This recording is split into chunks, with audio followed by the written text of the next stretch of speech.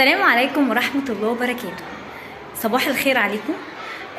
اكتر حاجة ممكن تبسط في الدنيا ان تبقى علاقتك بالاطفال تبقى علاقة جميلة مهما كانت، حتى لو كانت علاقة معلمة بتلاميذها او المعلم بتلاميذه. اعرف ان انت ناجح، واعرف ان انت وصلت لمرحلة جميلة جدا. يعني انا النهاردة اتحطيت في موقف بصراحة بسطني جدا جدا جدا، لما لقيت اكتر من بنت بتغلط في الكلام وهي بتقولي يا ماما. حسيت قد ايه هم وصل لهم احساسي بيهم، وقد ايه هم حسوا ان انا بتعامل معاهم مش ان هم تلاميذي وبس. انا حتى لما بتكلم عليهم بقول ولادي، مش بقول دول طلابي وبس، لا. فاكتر حاجه ممكن تبسطنا في الحياه اللي لما تحس ان علاقتك بالاطفال جميله. فياريت كل معلم او كل معلمه او يعني اي علاقه في الحياه يحسوا ان انت مش دايما بتديهم اوامر واعمل واعمل واعمل.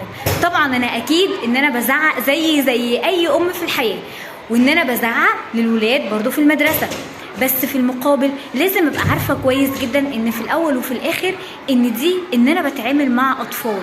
يعني اعرف هتزعق امتى، واعرف امتى هتحتضنهم. العلاقه دي بتبقى ارقى كده حاجه في الحب كده، وارقى حاجه في التعاملات مع الاطفال، لان فعلا الاطفال بيستحقوا ده، عشان هم براءه في الدنيا دي كلها. غير حياتك وخليك بسمة حب.